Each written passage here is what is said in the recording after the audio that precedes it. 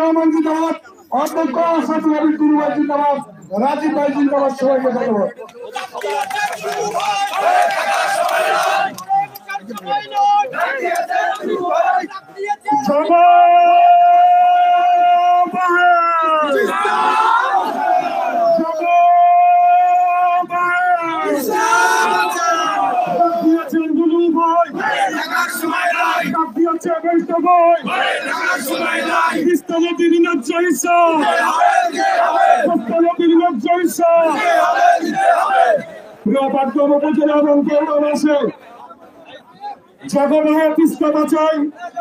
এই স্লোগানকে সামনে রেখে আমাদের প্রিয় নেতা বিএনপি জাতীয় নির্বাহী কমিটির সাংগঠনিক সম্পাদক লালমনিরহাট জেলা বিএনপির সংগ্রামী সভাপতি অধ্যক্ষ আসাদুল হাবিব জুলুভাই কর্তৃক ঘোষিত আগামী 17 এবং 18 ফেব্রুয়ারি তিস্তাপাড়ের মানুষের দুঃখ দুর্দশা লাঘবের উদ্দেশ্যে 48 ঘন্টা ব্যাপী তিস্তার চরাঞ্চলে এই উত্তর অঞ্চলের মানুষকে নিয়ে যে অবস্থান কর্মসূচি ঘোষণা করেছেন, সেই কর্মসূচিকে সফল করার লক্ষ্যে আমাদের প্রিয় নেতা পাটগ্রাম এবং হাতীবান্ধার মাটিও মানুষের আস্থা এবং বিশ্বাসের প্রতীক ব্যারিস্টার হাসান রাজীব প্রধানের নেতৃত্বে আজকের এই গণমিছিল এই পর্যায়ে বক্তব্য রাখার জন্য, এই পথসভায় বক্তব্য রাখার জন্য বিনীতভাবে অনুরোধ করছে বিএনপি জাতীয় নির্বাহী কমিটির অন্যতম সদস্য লালমনিরহাট পাটগ্রাম হাতীবান্ধা নির্বাচনী এলাকার বিএনপির মনোনীত এমপি প্রার্থী তিস্তা নদী রক্ষা আন্দোলনের সমন্বয়কারী আমাদের প্রিয় নেতা আলহাজ ব্যারিস্টার হাসান রাজীব প্রধান। আলহাজ ব্যারিস্টার হাসান রাজীব প্রধান।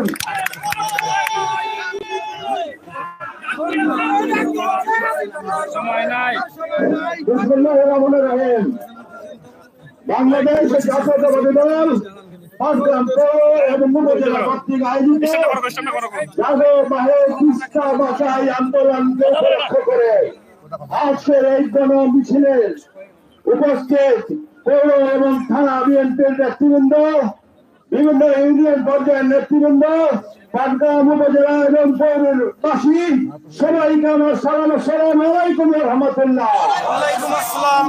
হিন্দু ভাইদের প্রতি আমার আদাব এবং শুভেচ্ছা রইল।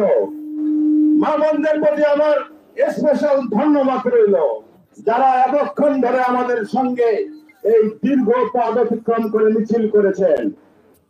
আপনারা জানেন যে তিস্তা নদী আমাদের দুঃখ দুর্দশার অন্যতম একটা কারণ।